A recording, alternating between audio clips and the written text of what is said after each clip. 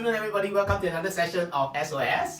Alright, today we are discussing about this particular topic of negotiating, qualifying your clients. Right? It is important not to engage in interrogation. Because the other party to be defensive. You're right. Being interrogated, we feel very offended. We put up a shield to defend ourselves. Right? So interrogation is never advocated in show flag, or for that matter, in your presentation. We can ask in other ways of getting the necessary information that we needed, but not in an interrogative manner. Okay, now, for example, when we are at show flag, when the clients are walking in, the first thing that will catch the attention of the client, or the first small little signal that will help melt the ice. Smile. Yes, well said. It is a smile. The first thing is to smile. And what would you do after your smile? Introduce yourself, Yes. and then you will maybe ask, how may I address you? To welcome them to the name of the show flag. Because Okay, yes. Hill Show and the Hill are just next to each other and they walk into the wrong show flag. Yes. Yeah. You want them to remember Where they are. where they are. You're right. There are people who accidentally walk to the wrong show flag. Especially You're right. Side by side, yeah. End of the day is all about being able to seal the deal. Or end of the day is also about a relationship that's built, a connection that is established. Maybe you'd like to inquire what attracted them to come to this show flag. Hey. They will probably tell you other things. They probably tell you whether they stay around here or... I can volunteer an information, or I can fake an information which doesn't help you at all. So assumingly, if I want to volunteer an information, I also want to know the person who is asking me this information. Would it harm me if I voice out this information, or I volunteer this particular information? If you put yourself in the position as a buyer, right? Would you, on a normal basis, volunteer this information to any other parties who is standing across you asking you these questions? You would not. Especially one who is a stranger instead of the usual. How about it? Good afternoon, Mr. So-and-so. Alright, I am M from PropNets.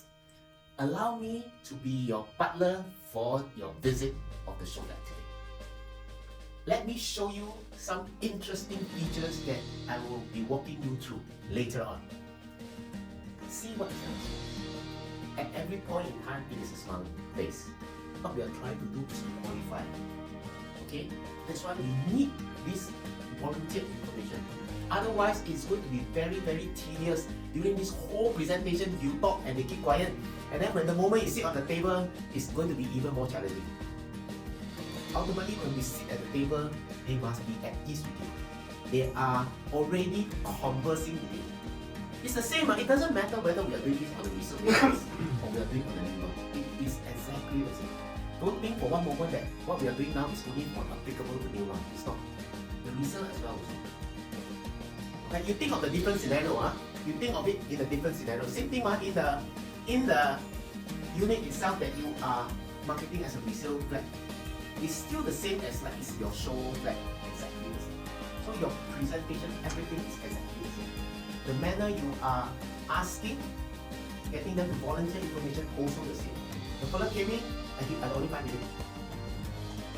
You know, our CTV unfortunately got so demoralized because they feel that they only got 5 minutes. And all the long wait and all this stuff is literally down the drain. Okay, but on the other hand, what makes you think that the 5 minutes that he gave you is not what you call a genuine 5 minutes that he's coming to get the first-hand information? Before I come back for the 50-minute or the 2-hour 50-minute presentation, he felt that it was just a 5-minute presentation. He totally lost heart. Every round you treat it as a performance that you are giving. This performance, depending on which position you are at, it can be 5,000, it can be 10,000, it can be 15,000, it can be 20,000 or more. But the most important part of which, are you ready to earn that fee? Are you at the top of your form to give the performance of your lifetime? In fact, every round it should be a performance of your lifetime. This round, it may be a trial run for you to get you warmed up. The next one who comes may be the one that will help you close the deal. So it is important for you to understand when you are at whether it's show flat or a unit in itself that you're doing a resale or anything like that. For that matter, you may be even bringing a client to a resale unit or to a show flat. You also must be in tip-top condition or tip-top form in your knowledge, your skill set. When we are engaged in a conversation with them, we are actually qualifying this person. Step by step, we are qualifying this person. So the other day when I asked who would use this facility most, Mrs. Tan, who would use this facility most, especially the swimming pool? Alright? So they volunteer. Oh no lah, it's for my grandchildren. That's all. That's what we want. Oh, how many grandchildren will be visiting you? Or how your grandchildren staying with you? Or your kids are staying with you? Now I am entering into a point whereby I want to understand the family, how many numbers. Why do I want to ask how many numbers? Or why do I want to figure out how many numbers? How big How big? is inherited by? Yeah. Oh, but I never ask them exactly. I only refer to a facilities who will be using the facilities. Actually, the facilities doesn't have to be the swimming pool, the gym. Mrs. Tan, you look fit. You'll be using the gym often. They feel as less threatened as possible. So when they give you the answer, you know at the back of your mind, oh, okay, probably on the other day it's only like Mrs. Tan and Mr. Tan saying it's the grandkids who come and visit and all this stuff. So theoretically speaking, one bedroom is enough. Instead of just going down to one bedroom, I asked, would 2 or 3 bedrooms suit you better? Right? Why? Why I don't want to go to one bedroom? Because they cannot afford bigger. If you assume they cannot afford, you will ask one bedroom, right? It actually look bad on you. So the person will think, why do you think I cannot afford? Right? I said 2 or 3 bedroom, right? Probably your grandchildren will be coming, staying over and all this. How many grandchildren, do they come often to stay or bunk in or whatever it is? Makes them look so generous. Okay, so do understand when you do certain things, there is a reason for doing it. But you doing it unknowingly to them, you are trying to qualify. So if it is like a 2 or 3 bedroom, fine, you get a 2 or 3 bedroom. Right, you get a 2 or 3 bedroom, okay, you just register it in your mind, that's it. You don't have to go into details at that point in time. The crucial thing will be to sit down, then you start to go into the details, right? Otherwise, okay, for resale, also the same thing. You can go through the house first. For that matter, you can even go through the macro aspect of it. What's interesting around this particular area?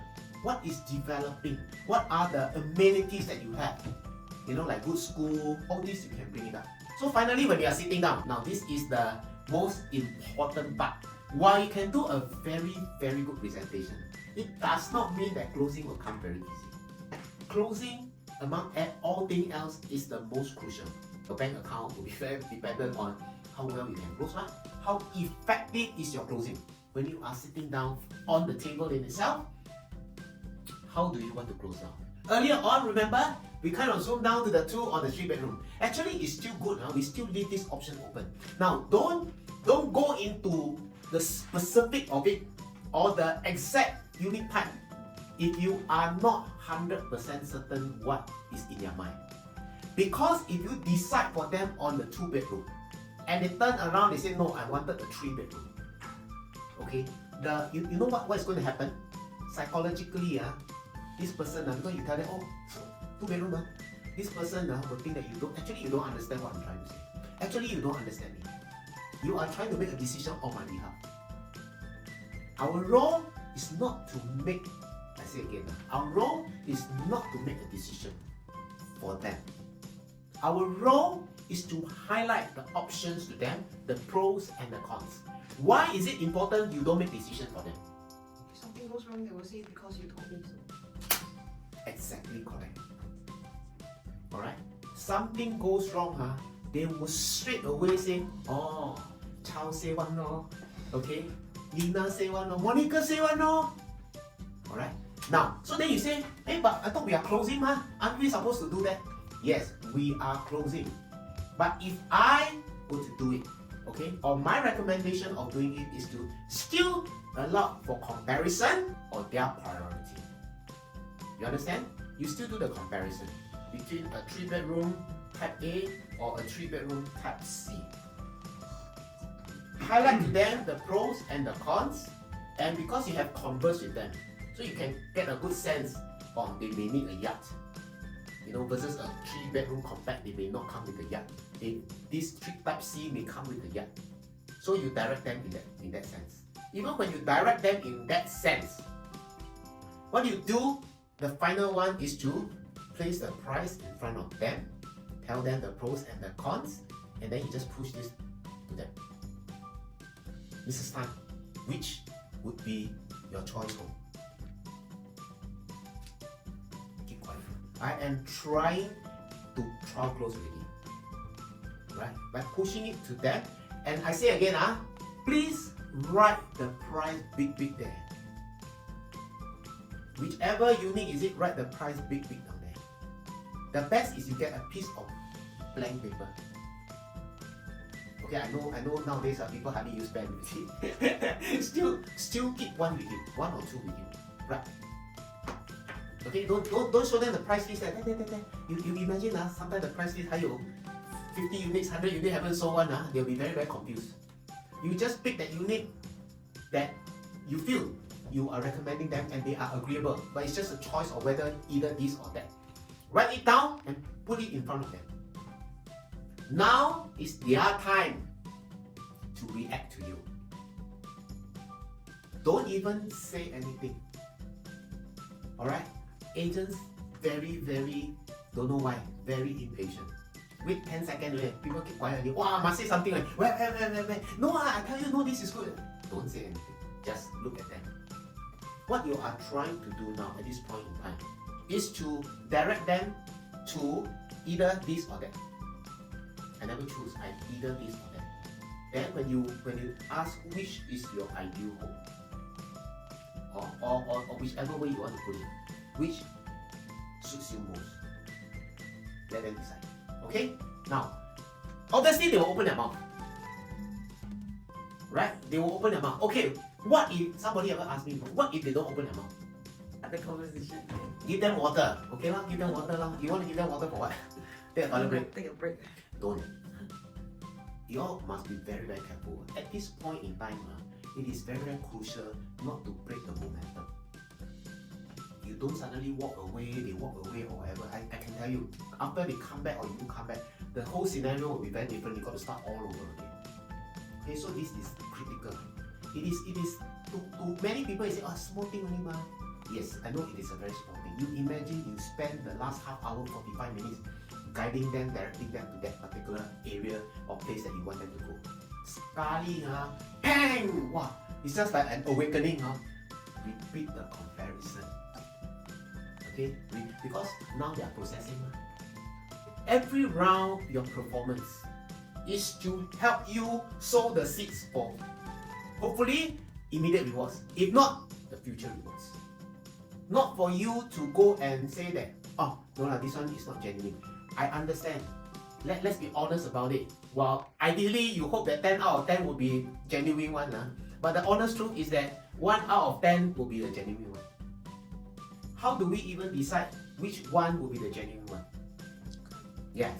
So while you cannot control which one is the genuine one, what you can do is in with your performance, you can kind of give yourself the best possible chance. When it comes to qualifying, alright, it must be done in a manner that is very natural. But you are heading to that direction already. Okay, so finally, right? So if Mrs. Tan says that the 3-bedroom with the study one should be ideal. So what do you do? Real for sure confirm job. Good really Is it? I see Yeah. Yeah, okay. Ask for the IC. May I have your IC please? At what point in time do you even qualify whether they're buying for own use or investment? Okay.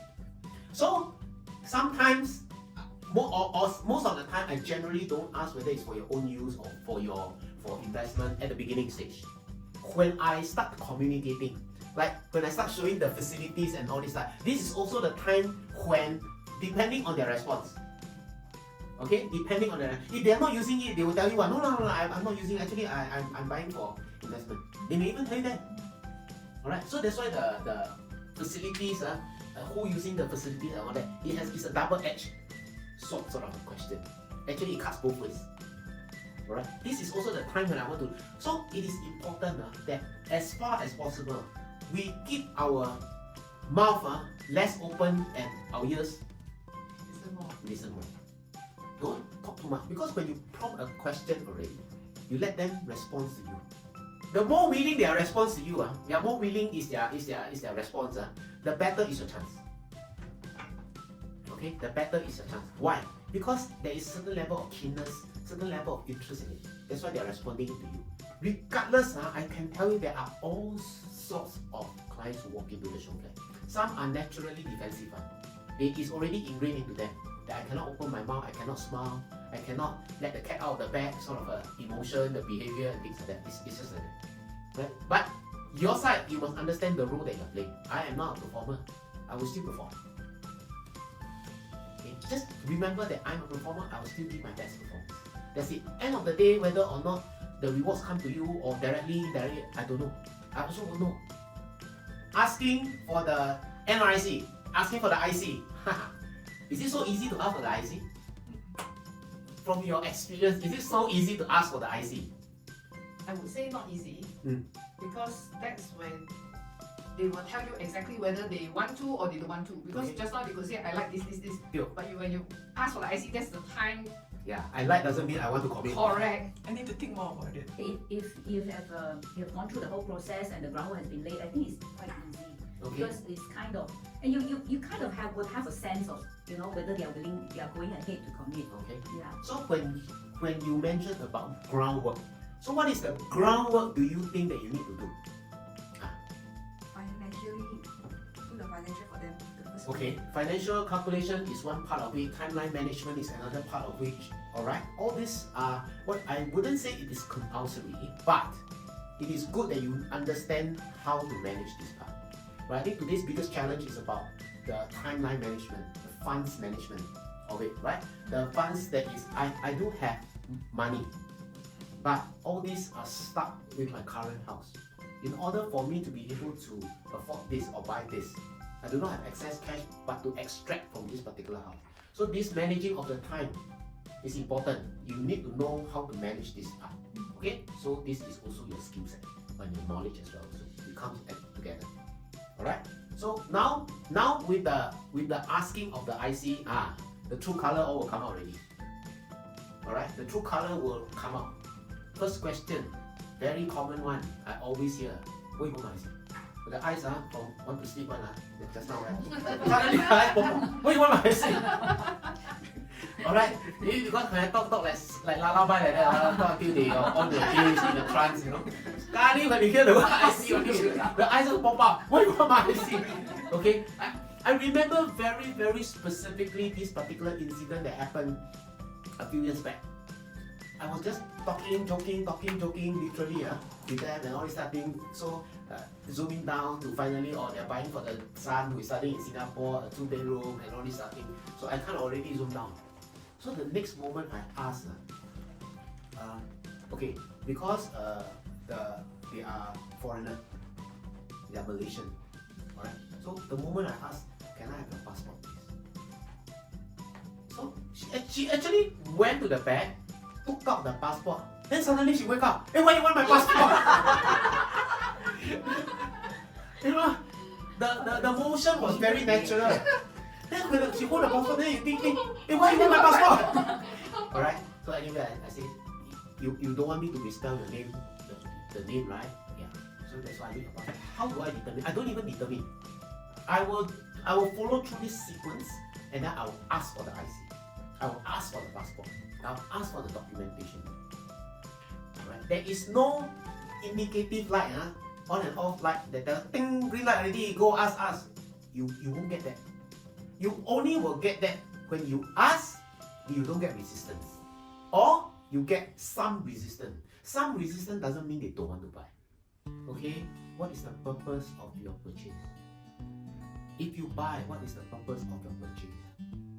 If you buy do you have any issues with funds? Okay? Or where would your funds be? How long will your funds arrive? And things of sort. Then you show them the timeline. Yes. So it's a sequential way of qualifying. When you do all these things, when you ask all these things, you are actually addressing their, let me think about it, their concern. You are addressing their concern. Because when they come in, they are not like us. You know, it's like every day or every other day we got a client that we're talking to, a client that we understand all this in detail. They may be selling their house once 10 years, 15 years, 20 years. So all of these things we need to do and do it properly before anything comes to fruition. Okay, so this is important. So you don't need to go and determine, or do you need to figure out when is the exact time to execute. There is no what you call exact time. You just need to trial it. Your foundation, your groundwork foundation must be reasonably good. Then will you be able to clear all these obstacles? If you are not certain one, how to clear all these obstacles? Like timeline management, you also agak-agak don't know whether correct or not correct. Funds, moving of funds, don't know correct or correct. Completion, also don't know when, how long, and all this thing. And all this finish. You can't even qualify, you don't even know what to do. How do you expect yourself to close a deal? That's where a lot of agents fail in this manner. Unfortunately, you know, that's where they fail. It's very hard to swallow, right? But that's the truth. They are not ready enough to close. Finally, okay, we talk about closing without confusing. So earlier on, you know you have already streamlined it down to the 2 or 3 possible units. Okay, I'll keep it to a minimum. Whatever excesses one, cut it off. Please, a lot of agents think that by giving 10 options, it's sure a chance to close. While you all have the knowledge and the experience and the wisdom to say that this is, very confusing, I can tell you for a fact that day in, day out, agents are still doing this, especially in the show flat. Alright, so when it comes to, remember, qualifying, please do not interrogate. When it comes to closing, don't confuse.